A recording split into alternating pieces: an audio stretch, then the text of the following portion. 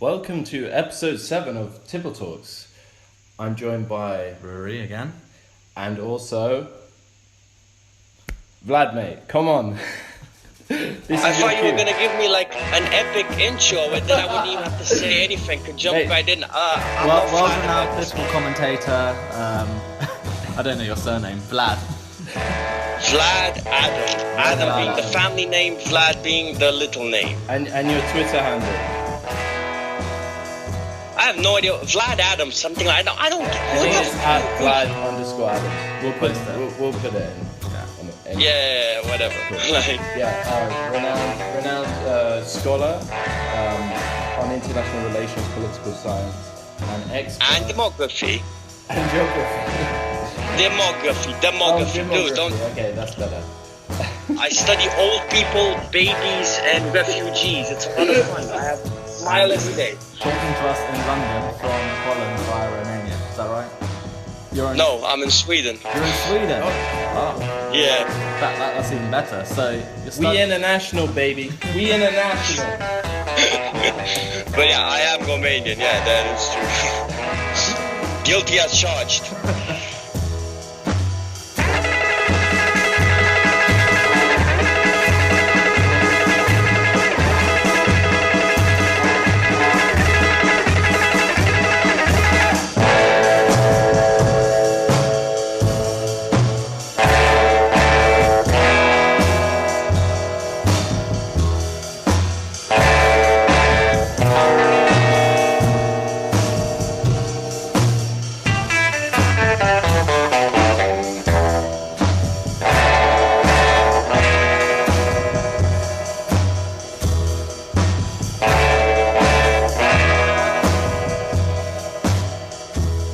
I've been doing this thing where I try to connect to the red feed.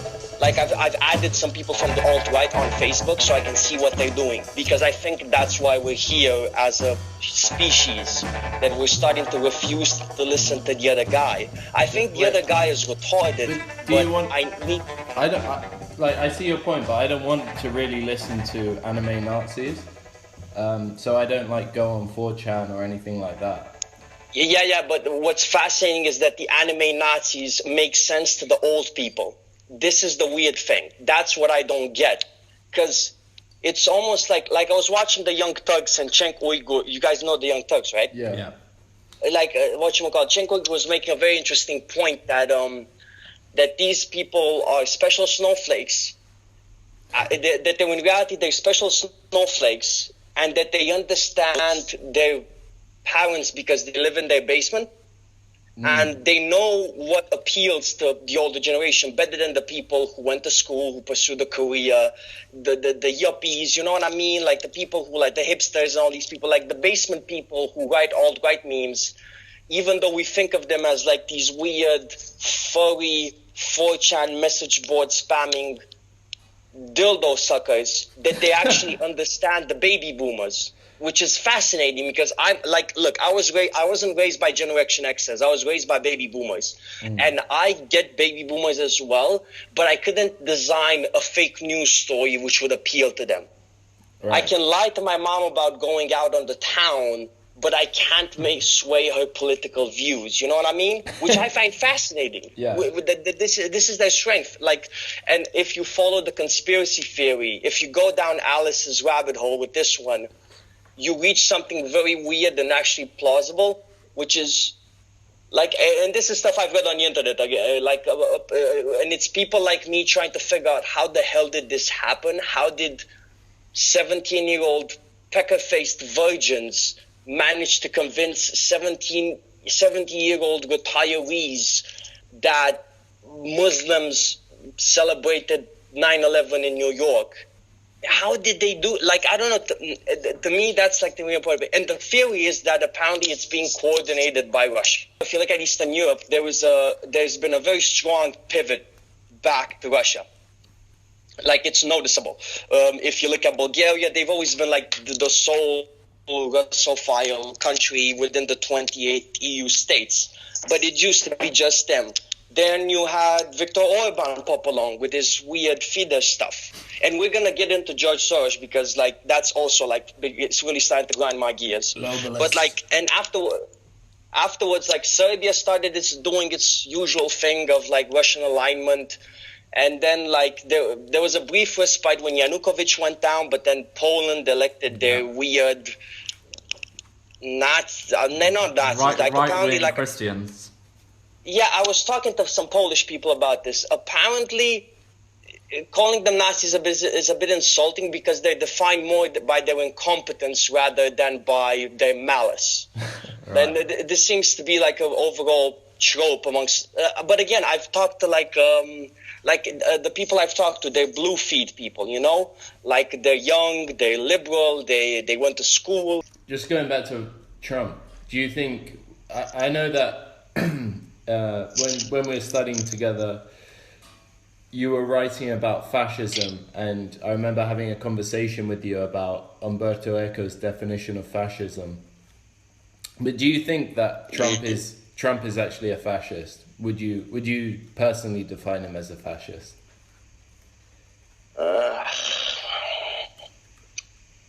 No, because a fascist has principles about the world and people. They're horrible, they're evil, they're retarded, they're inhumane, but a fascist has an idea in his head about how society and the state should be. You have to remember that we were discussing my initial idea that ISIS is fascist because, and I would argue that this is an instance of that because ISIS, for example, has a very clear image of how the world should look like. It's fucked up, but it does. Nazis had the same, and Nazis in general throughout history had a similar idea. Trump is not like that. It's deceptive because, yes, he is a misogynist. He is no. Actually, he's not a misogynist. He is a macho man. There's a very important difference. He subscribes to very stereotypical and ancient male tropes of what a man should be. Which is why I think the golden showers thing might be devastating because here you have to give it to the Russians because the Russians understand this sort of thing. The Russians know that Trump supporters will not stand behind him no matter what. Yeah, I remember watching a video about Trump from, I think it was like CNN or someone like that, and they interviewed Richard Spencer, and they were like, what happens to the alt right now? You've now achieved kind of your goal of getting Trump to the White House. What are you going to do now? And he was basically like, well, our movement doesn't end with Trump. It just starts with him. We supported him, but for other greater means, basically. And I think that kind of fits in with the point that you were making. But I don't know. But then again, I don't know if this is actually going to be devastating to him. I mean, I thought initially that whole stuff about grab her by the pussy, that whole like leaked tape would be devastating for him. Because I thought that would be devastating, but no one gave a fuck about that. Like no one cared. Yeah, exactly. Because that is scary to you and me, you know. Yeah, that's what I mean. mean. Woman by her genitalia is, but look, my dad giggled at that, and he's not a horrible person. Yeah. You know what I mean? Like, here's the thing. He said locker room talk. Me and you have been in locker rooms. Yeah. We know that's not adequate, but that's just you and me. And women voted for him. Like, I wrote my whole, you saw my blog post about this, where I'm basically arguing that it came down to stuff like this. But it's not. Here's the thing about Trump, right? He's not Hitler or Mussolini or Nigel Farage. He's not a fascist. He's an opportunist. That's who he is. Who he is, this person, because he knows that's who will win him votes. Just like in my earlier statement where I said that Trump might make a good president, I was honest about that because I think he is clever enough to know exactly how to lie and how to cheat and how, like, for example, the alt-right, my money is on him purging them. Like, not Stalinist style, but purging them in a certain way. Like, I don't, because he knows that they're a threat to him, because he knows at the end of the day, he's just sitting there playing businessman and he just wants to get rich and he just wants people to worship him and suck his cock. The alt-right has ideas. The alt-right has an ideology. It's incoherent and they want to strange, establish an ethno-state, essentially. Yeah, they do, but that's an idea, you know. That is That is a agree. group of people. Yeah, that's the difference between. That's why I would argue Trump is not a fascist. Trump is more like Stalin in many ways than like Hitler, because Stalin, most people agree, was not a communist. He did not believe in Marxism in any form of it. He just wanted to stay in power and play emperor. That is Trump. The best description I've heard of Trump was actually Matt Taibbi. I don't know if you know him, but he basically said Trump is essentially Napoleon. He will, even kind of after he leaves office, he will haunt American politics in the sense that the Democrats will always bring up the threat of Trump. Trump is like the specter of what can happen if we don't do X, Y, and Z. So he'll kind of act as like this spectral like figure. Trump and Napoleon are, there's a distinction of birth amongst them. And I don't just mean the fact that Napoleone Bonaparte was born into a poor Corsican family and Trump was born in a wealthy New York family. I mean that Napoleon came to power at the end of an interregnum, which was a period of time in French history where no particular entity, not a politician or a person, could consolidate power. This was the defining thing about Napoleon. Well, maybe they could both end up being imprisoned on a foreign island. That might be a similarity. Alcatraz. Him and Trump. First of all, if you look at his family history, the male line lives for quite a substantial amount of time by male standards. Who? But the female line, Trump. His mom died very old. Very, very old, but his grandma didn't. But the men in his family lived for a long time. I've been researching estimates about how long people speculate he will live. And I've encountered like 90. A lot of people are pointing out that he has a fair shot at reaching the age of 100. He's currently 71, I believe. So that's 29 years. But they point to a history of degenerating illnesses in the family in later years. Wow. So we might see a Ronald Reagan situation where he disappears before he dies because of some weird bone spur complication or Alzheimer's or dementia. I forgot what they pointed out. They pointed out that a lot of people in his family had No, he's not inbred, because if you look at his family heritage, he is of Scottish, German, and English descent, I believe. So he has quite enough genetic variation. No. This is the demographer in me speaking right now, because amongst white people, the ones who have in America, the ones who have a varied racial background, let's say, even if their parents are just white, but if they're from different regions of Europe, they tend to live more because they wean out through genetic. They have less cases of heart disease and ischemic heart disease and cardiac. I can get into this, but the point is that he will probably live a long time because of his varied genetic makeup. Ivanka, for example, Ivanka is a wealthy white lady in America with a varied ethnic background and a college education, born after 1980. It's estimated that she will probably live to be 120, which brings me to my second point. There is an honest danger of a Trump dynasty, not a Trump dictatorship. And again, my money isn't on his sons, Eric and Donald J. Fuckface. It's actually on Ivanka. I think she is, even if you look back in the political campaign. Sorry, what? Ivanka? Yeah, his daughter. Wow. Well, she's the one who's married to a newspaper man, Kushner. isn't she? Kushner, yeah. He's married to Kushner, the guy who purged. Yeah, and this brings back to Stalin. He's already proved that he purges people. He's purged Christie, and Christie's under investigation. That was a personal vendetta. That's classic.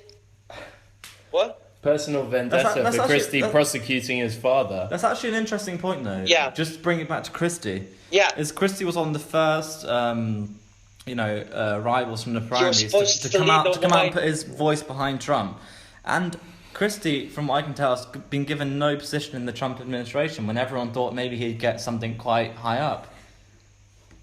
Because Kushner put his daddy in prison, and Kushner is part of the family. Again, this is typical dictatorship.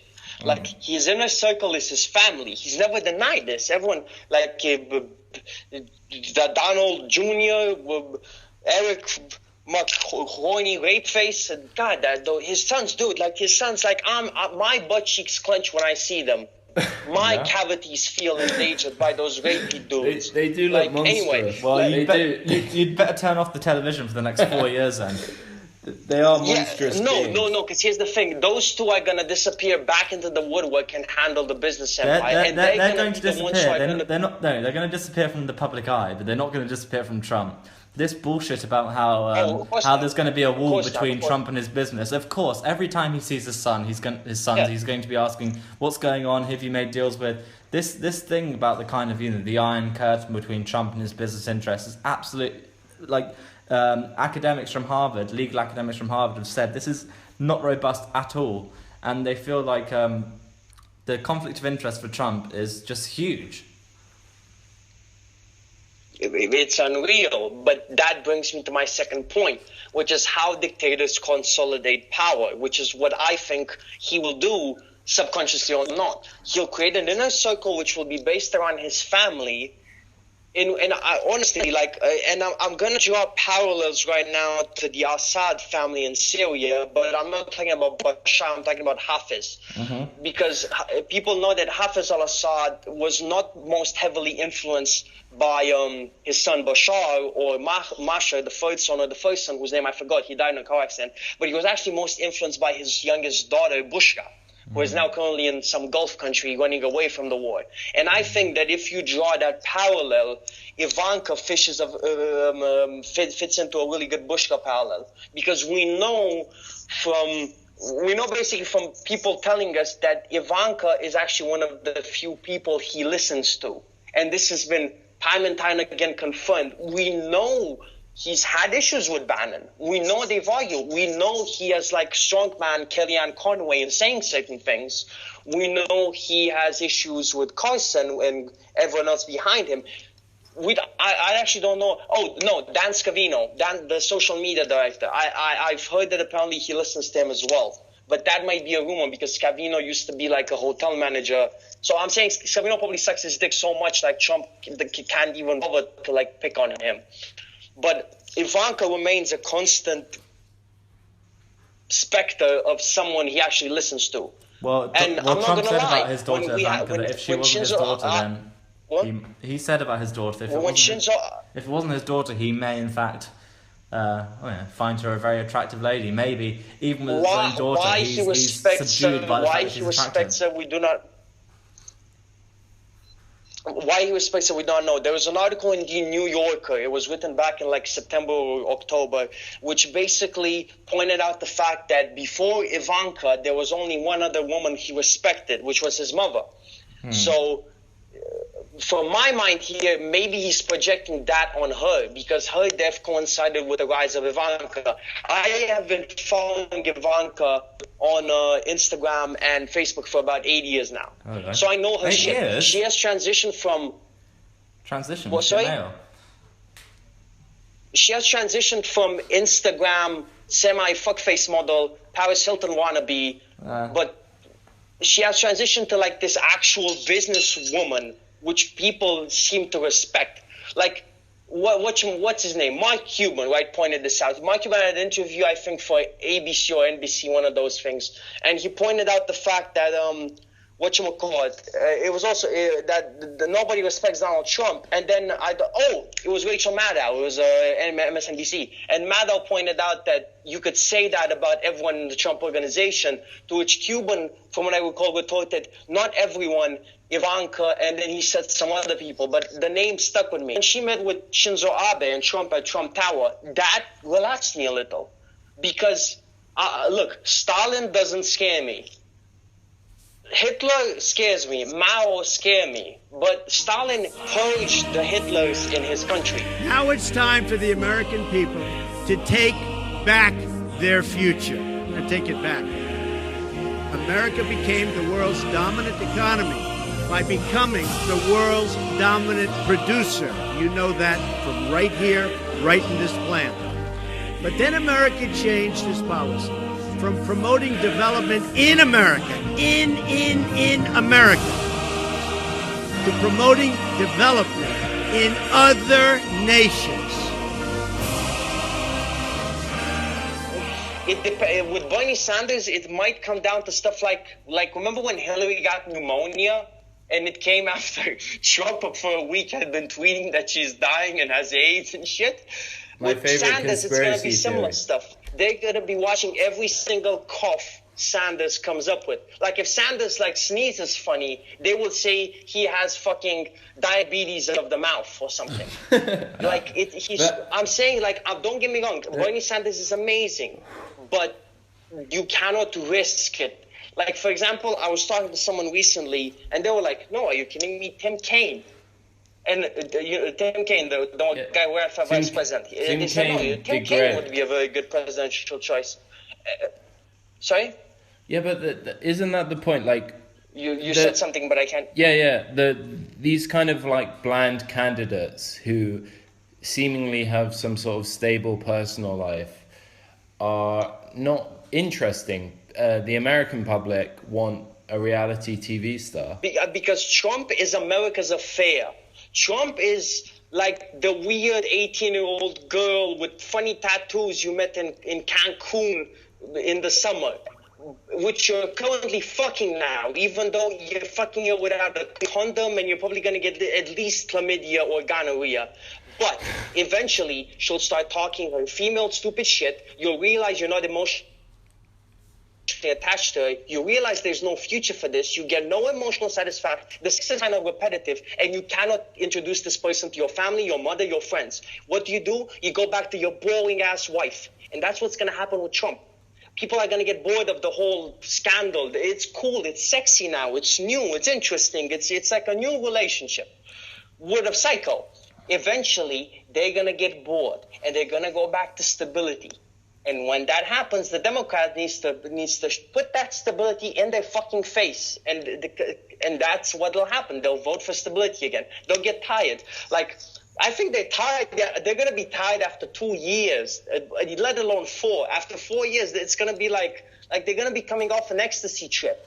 You know, it's like they took ecstasy out of wave on Saturday, and eventually it's going to be Monday, and they're just going to be like, fuck it, I can't take it anymore. I'm never taking ecstasy again. It's going to be like that for them. And when that happens, that's when you give them the Tim Kaine. That's like after the night of heavy drinking, you give them the bland oatmeal, which is so good when you're hungover. You get what I'm saying here? Yeah. Okay, wait. You can't give them spicy Mexican food. Into the final part of the show. All right, we'll give you some questions, and you have to answer them within 1 minute. Cool. Ready? You can go at any time. Right. Are you stop watching me? Yeah. We got it all set up. So you can do the first question, Seb. Okay. Will Trump be good or bad for the US economy? We will see massive economic growth, but a continued increase in income inequality. We're also going to see decreased regulation. We're going to see the Federal Reserve being pushed to its limits, potentially having to bail out an industry or two. But overall, there will be steady economic growth, and you will see heavy stock market growth as well. But there will be more poor people in 2020's America than there are now. There's going to be more income inequality. There's going to be increased homelessness. Housing prices are going to go up, probably inflation. The dollar is going to be less stable, but there will be heavy economic growth. Incredible, perhaps greater than Obama. But will America have more mouths who are starving, more children in poverty? Yes. But there will be economic growth. Oh, you answered that one early. Okay. Next one is, and this is may take more than a minute, but you have a minute anyway. Is Trump a fascist? No, he bears the resemblance of a fascist, and he is playing the role of a fascist because it is what sells at this very time. In a way, it makes him even more frightening, because when the wind of change will come and fascism isn't going to sell anymore, particularly if my theory that he will purge the alt-right continues, he will change. He is a megalomaniac. He is not a demagogue. People will use the term demagogue really funny. A demagogue is not someone who praises themselves. A demagogue is someone who praises their people by appealing to themselves as being special and being Messiah-like. And he's like that. He doesn't have an ideology. Fascism has an ideology. It's a very loose ideology. It's a very strange ideology. It's a very fringe, bizarre, radical, but there's an ideology, an idea of how the world should be like. Trump doesn't have that. Trump just wants Trump to be cool, or the best, or the greatest, or the whateverest. That's not an ideology. That's just a personality. Oh, that was exactly 59 seconds. Yeah. And the next question is, do you think that Obama will have much of a legacy to look back on? In about 16 years' time, Obama will be a Supreme Court justice. And eventually he will be able to, American presidents are really cute. After they leave office. I think the same will happen to Barack Obama. If you look at 8 years after, I'm not going to lie. I read an article recently written by a person of color in which they described him as a quote-unquote house nigger. That is the image of Obama now. It will improve over time. But will Obamacare collapse? Probably. Will it be stitched together and become Trump care? Yes. Will people realize Obama was a great president? Yes. Will it be too late? Yes. It's not a cute answer. In 20 years' time, we're gonna be teaching our children that it's gonna be Obama, Eisenhower, Woodrow Wilson, Abraham Lincoln, George Washington, maybe in that order. But right now, in the next 8 years, no. Way too divisive. There's way 1 minute too much up, stuff. mate. That's a minute. This is coming for some. You've got it in there. This is our last What? question. One last Okay. question. It's a bit of a random one, but being that you're from Romania, it'd be interesting to hear. What is the view on Brexit from a Romanian standpoint? Not so much from your standpoint, but from a Romanian standpoint.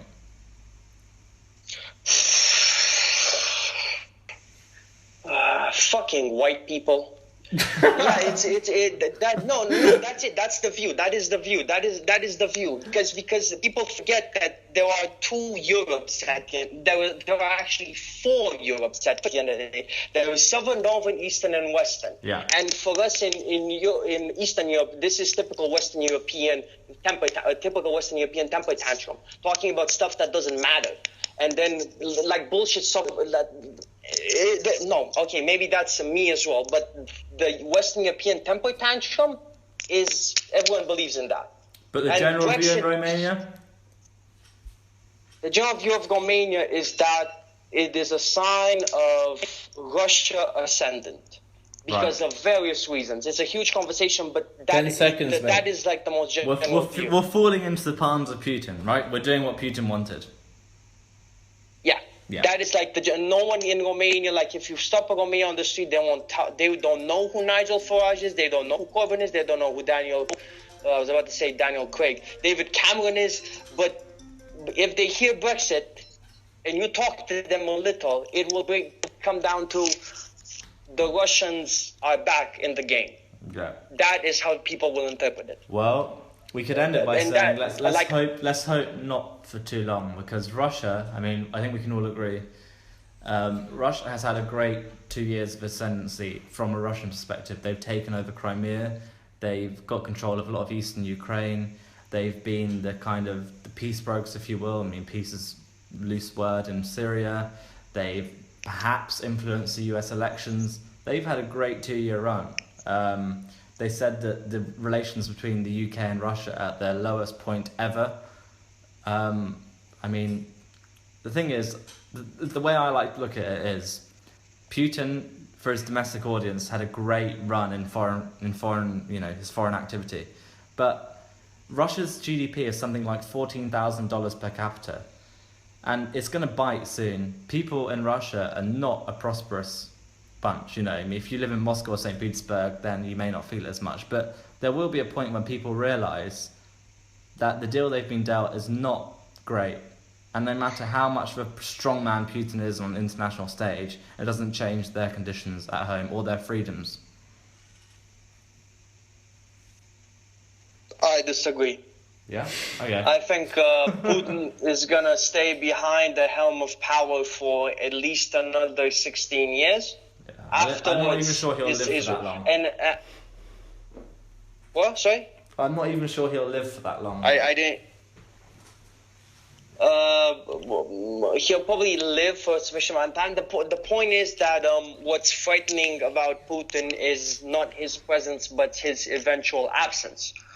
Because it's very rare in human history when that much power is collected in the hands of a single individual and then it's managed to be transferred or diffused properly. It's happened before in Russia when Stalin died and Khrushchev managed to take over power seamlessly and actually push the Soviet Union forward into progress. But that was amazing from a historical perspective. I don't think the same will happen for Putin's follower, because other than a few, like there is no future Russian president after him. There is no strong man under him. I mean, they tried Dmitry Medvedev for a few years, didn't they? But that was just a ceremonial. Don't get me started on that guy. I follow him on Instagram. That he is not a Russian president. He's not even a Russian princess. So on that great kind of triumphant note of Putinism and his 1,000-year legacy, thank you, Vlad, for coming today to speak to us on our podcast. Cheers, lovely. Yeah, thank you for having me. Vlad, obviously Seb knows you, I don't know you, but yeah, it's really interesting talking to you. You have a lot of interesting thoughts, and yeah, it's really good. Wait, just before you go, can you just summarize in like 2 minutes your World of Warcraft international relations theory? Fuck. 2 minutes, god damn it. All right. Can I go full World of Warcraft mode? Or, can I use names and stuff? Because do what you want. I mean, our audience, we're all fucking like. We don't know what our audience is. Yeah, we're basement dwellers. We don't want to say anything. We don't know what our audience is. Yeah, no, go for it. But I'm like one of those. I'm basically like the red shirt guy. I'm literally wearing a red shirt right now. So long story short, in the Alliance you have different races, and in the Horde as well. And obviously that the Blizzard Entertainment, the company which makes World of Warcraft, it was inspired by actual civilizations. Like the Torgan have like a very nice Native American vibe. The Orcs feel very African American-y at times, coupled with English. The Blood Elves could be Germans or French. The Draenei have a Persian accent. Look, long story short, they are inspired from the real world, but if you take away the stereotypes, they fit in nicely with like the world paradigm as it is now. Like you can have the Alliance, right, which is humans, which could be Americans. Then you have the Dwarves, which could be, they have a Scottish accent, so they could be like British people in a way. Like I know not, you know what I mean? Like they have a accent, like it's a British Isles accent. You know what I mean? And then you have like the gnomes, which are like small and quirky, and they invent stuff. Which they could, and also they had to flee their homeland, so you can like fuck around and say that maybe they're kind of like Jews in a way, you know what I mean? And then you have the Night Elves, and they're weird, and they're from a different continent, and they're an entirely different species, and they could be the Japanese. And then you have like if you go to the other side, you go to the Horde, right? The Russians are obviously orcs. There is no doubt that the Russians are clearly orcs. Then the Tauren, which are kind of like good guys, but they always fuck up. They could be, they could be, and they were spiritually and shit.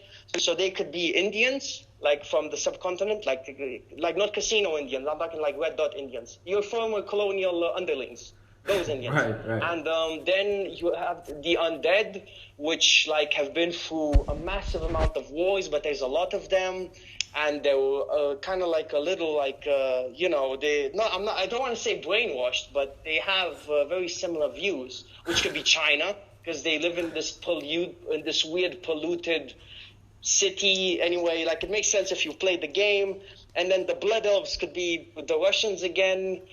The Goblins, the Goblins, like if you listen to the Goblins, they have a very Ashkenazi Jew from New York accent, which I personally find very anti-Semitic because they do stuff like they really like gold and they have a Jewish accent. It's kind of fucked up. Like if you play World of Warcraft, you don't notice it, but if you play World of Warcraft isn't that the only like relations, that's the only like explicit racism that comes out of World of Warcraft is the fact that the goblins. No, there was a lot. No, there was a lot of explicit racism there was a lot. I think the Goblin anti-Semitism one is most visible because of the accent, but then like the trolls have a Jamaican accent, and they really, like they talk like, man, like I'm gonna go kill some lions, like that's how they talk. It's very fucked up.